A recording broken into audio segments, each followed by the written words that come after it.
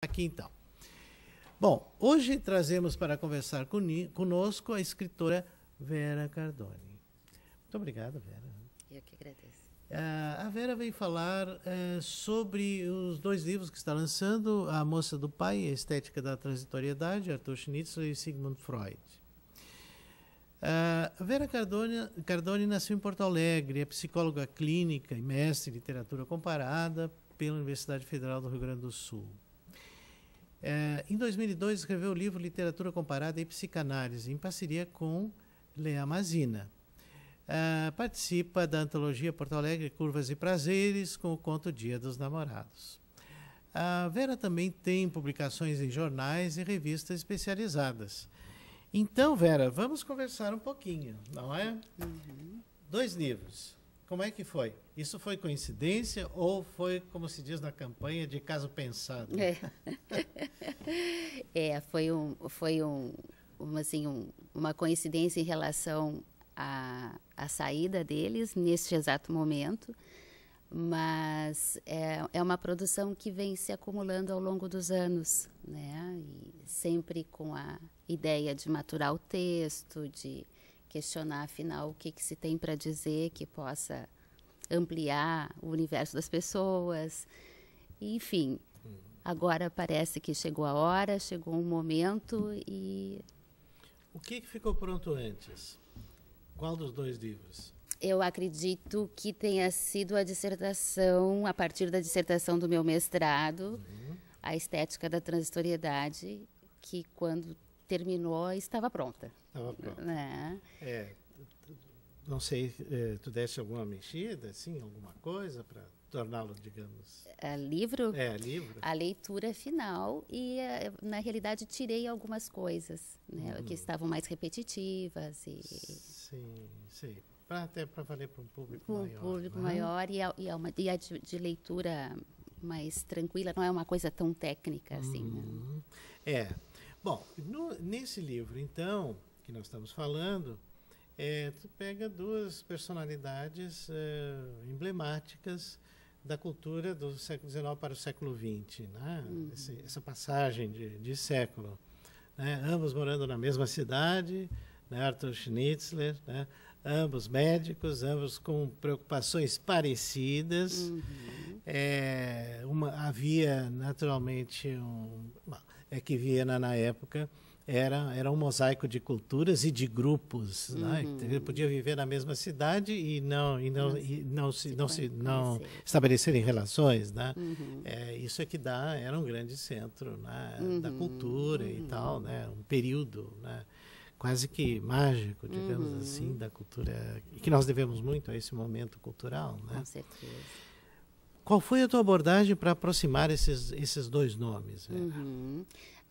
Tudo partiu de uma necessidade, uma curiosidade de juntar as 2 áreas de interesse.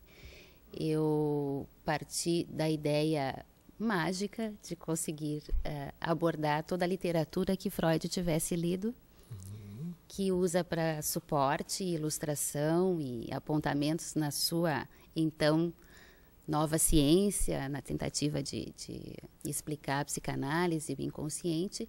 E ele sempre se apoiou muito na literatura. E eu comecei a fazer um trajeto curioso, na época em que não existia internet, recursos que hoje são mais fáceis para a gente levantar dados.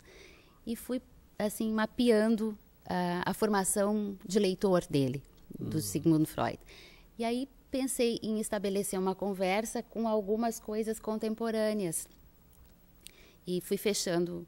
Aquela coisa, a gente amplia muito um leque e depois vai focando. Contemporâneas ao Dr. Freud? Ao próprio Freud. Depois contemporâneas de língua alemã.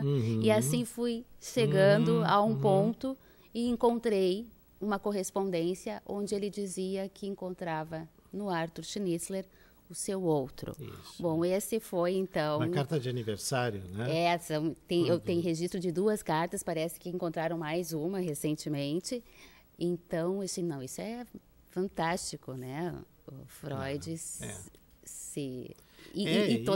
diz isso, não é? De encontrar o seu duplo. Isso é uma coisa espantosa, né?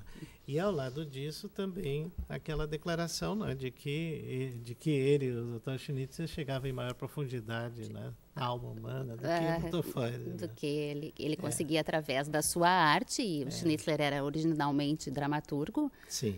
acessar aspectos da alma humana que para ele eram trabalhosos e não acessava tão facilmente quanto a arte podia fazer com as pessoas. Sem dúvida. E eu acho muito interessante porque tu está destacando um ponto que é fundamental no conhecimento de Freud, que é essa coisa do literato em que há em Freud. Né? Quer dizer, essas leituras, tudo isso está ligado. Aliás, ele ganhou um prêmio de literatura. O único prêmio que ele recebeu em vida foi um prêmio de literatura. Exatamente. Isso é muito bom, é muito rico, realmente, jogar com essas duas personalidades e a partir da transitoriedade. Né? Então, o que tu podes colocar? Que conclusões que tu chegaste? Pois é.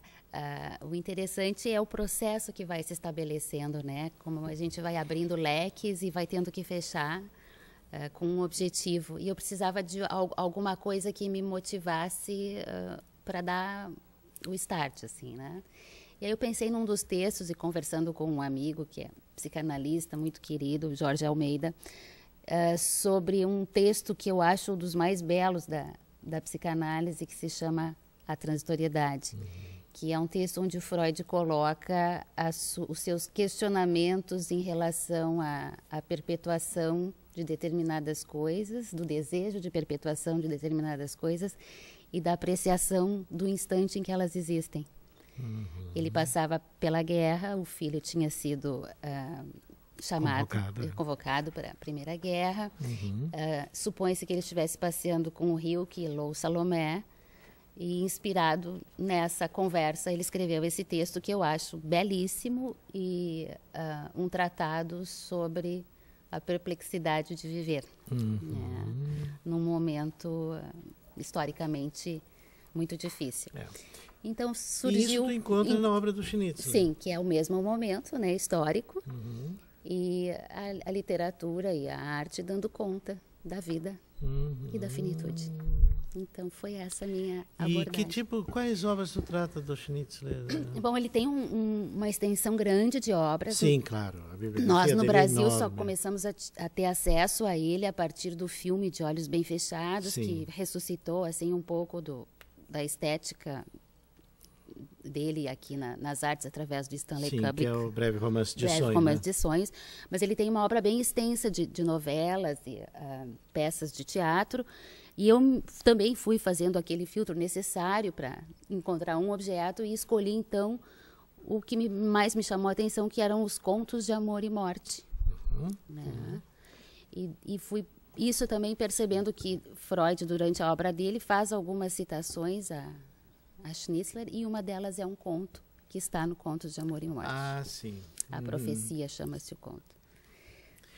Nós, de fato, no Brasil, aqui nós reunimos isso, ficou muito interessante esse livro, e ali tem isso, e tem não só contos, né? Isso é bom dizer, tem também tem uma novela ali, A Fuga para a Escuridão, né? Que é uma novela realmente importante. E, bom, claro, trabalhando... Então, tá. Então não trabalhaste com o teatro do Schnitzler, né? Não, foi com a literatura mesmo. Com o texto narrativo ficcional, né? Então, ótimo. Eu te felicito por isso, viu? Porque é uma aproximação que estava pedindo, assim, que alguém escrevesse, né? E, de fato, até eu te cumprimento e acho que é uma honra para a nossa época, né? A gente enfrentar esse tipo de coisa, né? Quer dizer que significa que nós temos já um público que se interessa por isso e tudo, né? Claro, porque uma editora não faz nada suicida, né? Então, olha, ótimo. Obrigada. Ótimo. Muito bem, e agora o livro de ficção. Pois então. Né? O segundo, né? Pois então. A Moça do Pai, como é que é? Eu brinco que eles são gêmeos, são produções gêmeas, porque concomitante ao pensar e buscar aspectos filosóficos e teóricos, minha imaginação também se manifestou e teve vontade de se expressar de uma forma ficcional, assim, né? Eu não posso dizer que há uma unidade, mas nos contos, porque eles também são produções de tempos distintos, mas a maioria deles, digamos assim, eclodiu na época em que eu estava pesquisando e estudando Freud e Schnitzler. E daí, como é que foi isso? Foi difícil separar as coisas? Não. Não foi. Não foi. Não foi. São só outras linguagens. Mas... Claro. E aí, então, surgiu a maior concentração de produção na área de tentativas de buscar estéticas e dizer as coisas. Tudo bem.